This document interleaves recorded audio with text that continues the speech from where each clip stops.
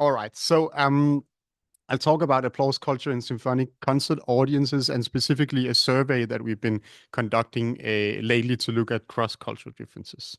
So let's get started. In 2000 and in the year of 2000, there was an exciting Nature paper published by Hungarian researchers that looked at. So they put a microphone at the top of the ceiling in the concert hall, and then they recorded the sound and found that there are kind of two ways of clapping. One that is just kind of one big mess of sound, and then another mode of clapping that was synchronized. And there are some different data for this here.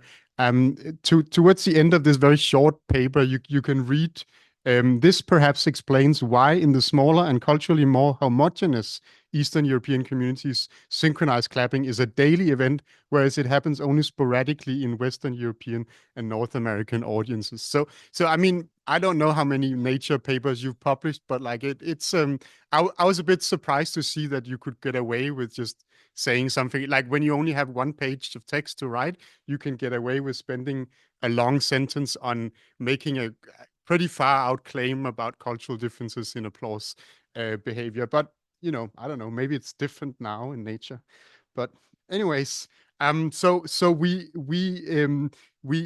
note kind of anecdotally from talking to people that this kind of synchronized clapping that they do in Hungary, we also do that in Scandinavia a lot, and people from North America thinks that that's really odd behavior.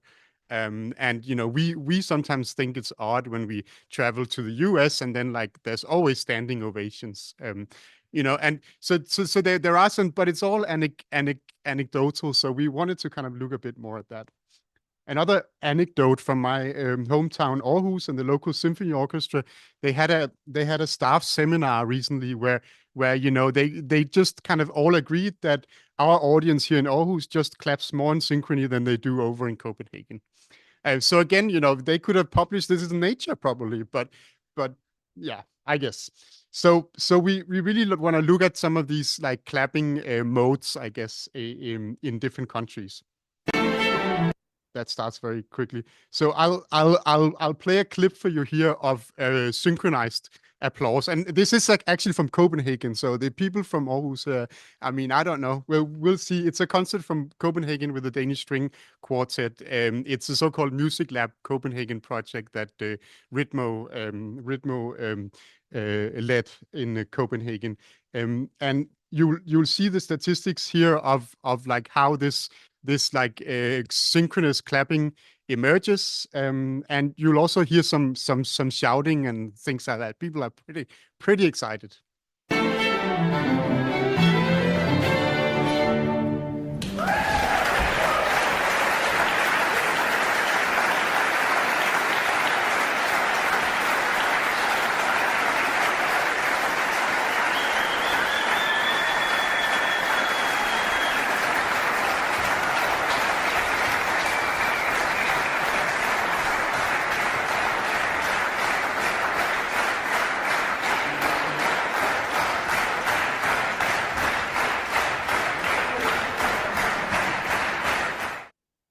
Good. So you saw here how the interclap interval goes up, and you can see the variance of interclap intervals becomes very very narrow when everyone is clapping at the same speeds, and then it gets faster and faster. So that's kind of an interesting dynamic. I should mention Finn Upham did these really nice graphs. Here's an example of standing ovations now from Aarhus. You'll see one person standing up, and then you'll see how it spreads spatially in the room when people behind this one person observe that she's doing it. But like only the people behind her can really see it to begin with, and then everyone feels compelled or under peer pressure to stand up or whatever. Have a look.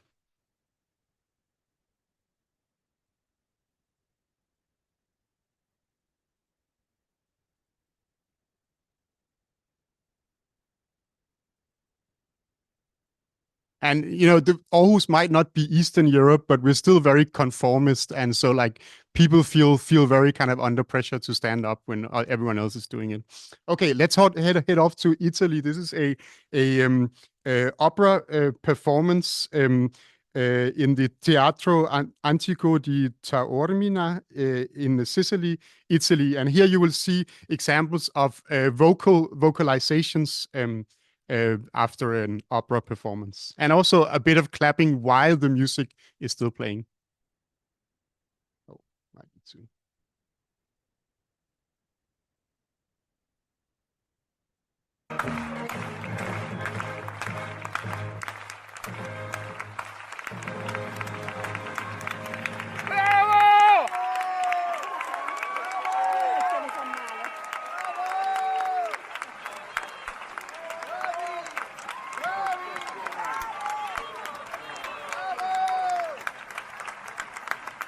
Yeah, I think you get the idea.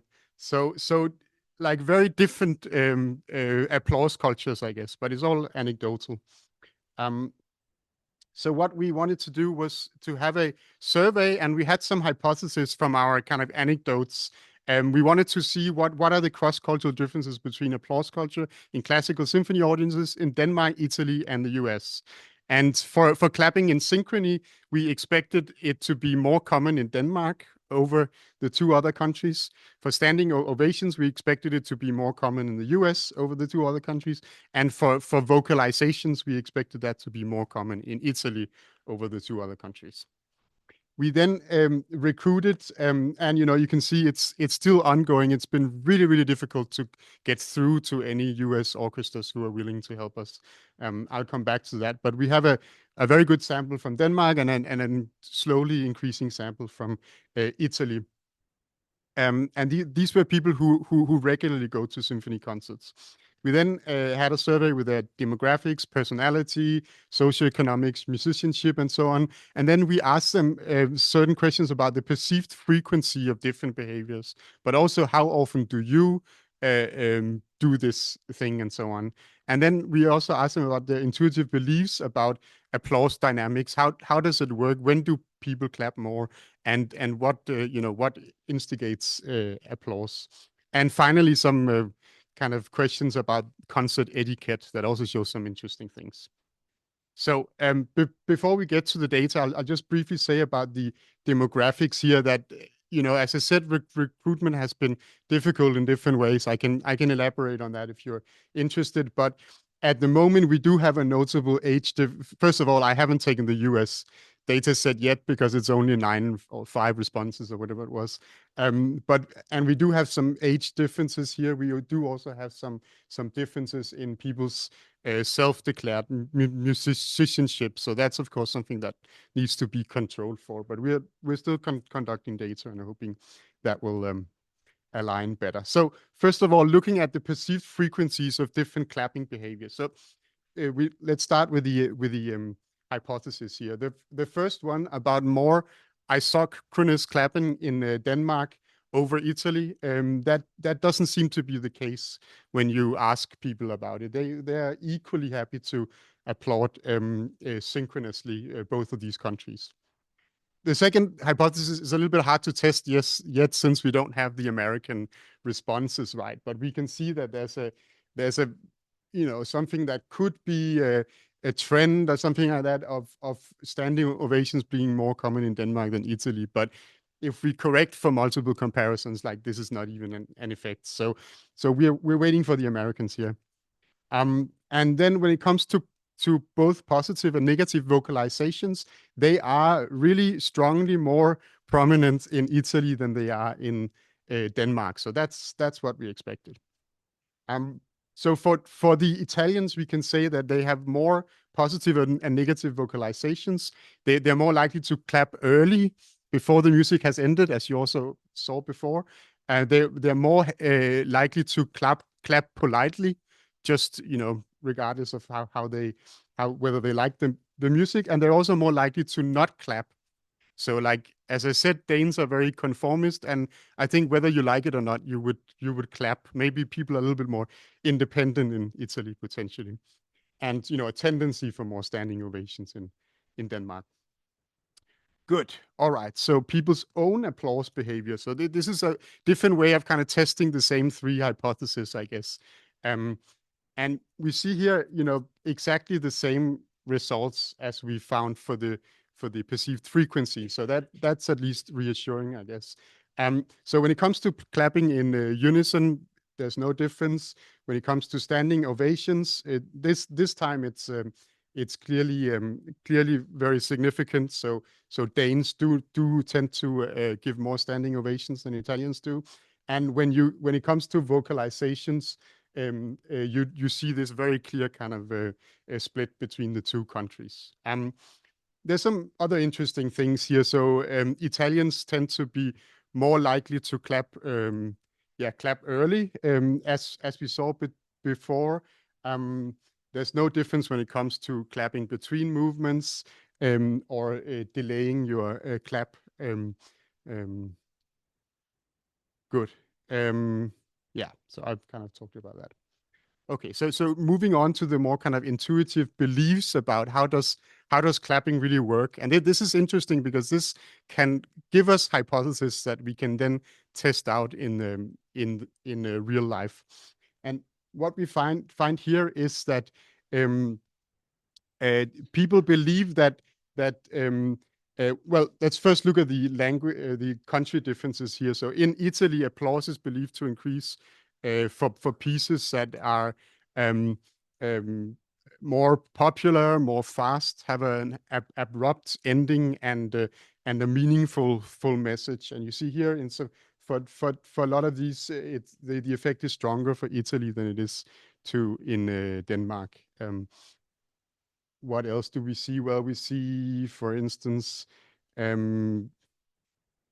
yeah, so no kind of country differences, but it's interesting what people say about, when a famous soloist, singer, or conductor performs, yes, people do clap more. So maybe, as Hauge said, they don't. It doesn't matter who you don't like the music more, but you apparently clap more. But okay, we need more data, of course, on this. Finally, the opinions on concert etiquette. These were some quite interesting questions. So looking first at the country differences, Italians are more likely than Danes to wear formal clothes when they go to a concert. They're more likely to not allow latecomers or allow other people to make noise, kind of accept that other people make noise, and they're more likely to join clapping between the movements if other people are doing it. I guess so.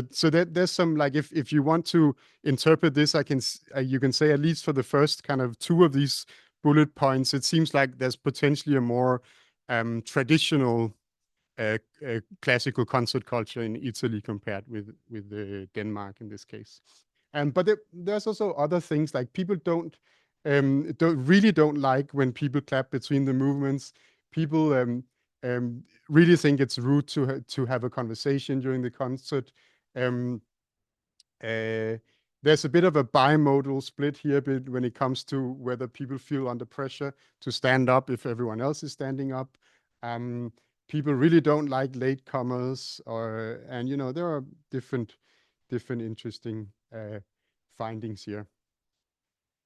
Good. So to conclude, I guess we can say we're still waiting for this US data, but so far we can say that there doesn't seem to be the difference when it comes to clapping in synchrony between Denmark and Italy, at least. But we're anticipating the US data might say something else.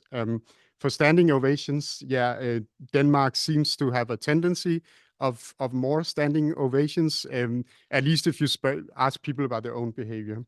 And for vocalisations, there's a clear kind of it's clearly higher in Italy. And this is both for perceived and other people's behavior. Applause is believed to increase when performers are famous, when the hall is full, when the pieces are well known, meaningful, and end fast. So you could speculate, is a more conservative concert etiquette in Italy compared to Denmark? I mentioned some of these age and musicianship issues before, but we've also had really difficulties connecting to a US audience, because not only is the concert culture different, but the symphony orchestra culture is also very different, and the way that symphony orchestras are managed and the way they make decisions and so on. So if there are any willing US-based collaborators who have good orchestra contacts, then definitely get in touch. So finally, of course, it's a limitation that it's self-report, and we're trying to solve that now. And that Niels Chr, Paul School, and myself have kind of argued various ways in which we should, I guess, take the experimental concert research forward. And one of the things we are suggesting is doing kind of longitudinal measures of audience behavior. And I'm happy to say that I just got a grant to look at this for the next few years. So that's very exciting. And I have a lot of well-known faces for many of you here who are collaborating on this. So yeah. So there will be more to come very soon. So thanks to my co-authors, and I'm looking forward to some questions.